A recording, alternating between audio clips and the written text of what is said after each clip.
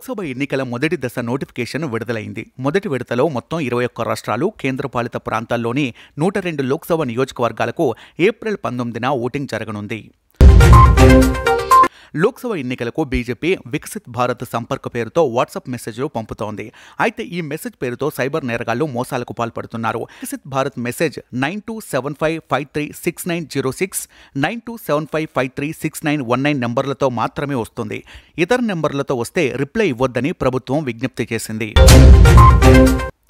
దేశంలో చేపల వినియోగం భారీగా పెరిగింది. గత 15 ఏళ్ల కాలంలో దేశంలో చేపల వినియోగం 81% పెరిగిందని the international food policy research institute అధ్యయనంలో తేలింది.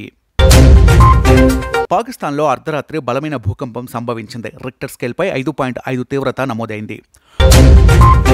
ఉమ్మడి కరీంనగర్ జిల్లాలో కురిసిన వడగండ్ల వానతో వరి పంటకు తీవ్ర నష్టం వాటిల్లింది. మామిడి పూత రాలిపోగా ఇప్పటికే కాసిన పిందెలు నేలకొరిగాయి. దీంతో రైతన్నలు తీవ్రంగా నష్టపోయారు. తమను ప్రభుత్వమే ఆదుకోవాలని వేడుకున్నారు. ఏపీలో విషాదం చోటు చేసుకుంది. తూర్పుగోదావరి జిల్లా రాజానగరం మండల పాలచెర్ల గ్రామంలో ప్రైవేట్ స్కూల్ బస్సు ఢీకొని 4 ఏళ్ల చిన్నారి శ్రీవల్లి మృతి చెందింది. పవన్ కళ్యాణ్ నటించిన ఉస్తాద్ భగత్ సింగ్ టీజర్ విడుదలై సెన్సేషన్గా మారింది. పొలిటికల్ డైలాగులతో టీజర్ను కట్ చేయడంతో ఏపీ రాజకీయాల్లో ఈ చిత్ర టీజర్ చర్చనీయాంశంగా మారింది. గాజు పగిలే కొద్దీ పదునెక్కుతుందని, గ్లాస్ అంటే సైజ్ కాదు సైన్యమంటూ పవర్ డైలాగ్తో హీటెక్కించారు.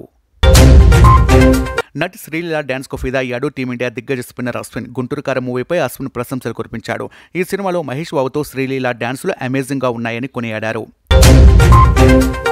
కోహ్లీని ఫ్యాన్స్ ముద్దుగా కింగ్ కోహ్లీ అంటుంటారు. అయితే నన్ను అలా పిలవకండి అంటూ అభిమానుల్ని రిక్వెస్ట్ చేశాడు విరాట్. మంగళవారం బెంగళూరులోని చిన్నస్వామి స్టేడియంలో జరిగిన ఆర్సీబీ ఈవెంట్లో ప్రేక్షకులను ఉద్దేశించి కోహ్లీ ఈ విజ్ఞప్తి చేశాడు. దేశంలో బంగారం ధరలు పెరిగాయి. 22 క్యారెట్ల 10 గ్రాముల బంగారంపై 440 పెరిగి 60,810కి చేరింది. అలాగే 24 క్యారెట్ల బంగారంపై 480 పెరిగి 66,340కి చేరింది. కేజీ వెండి 80,400 పలుకుతోంది.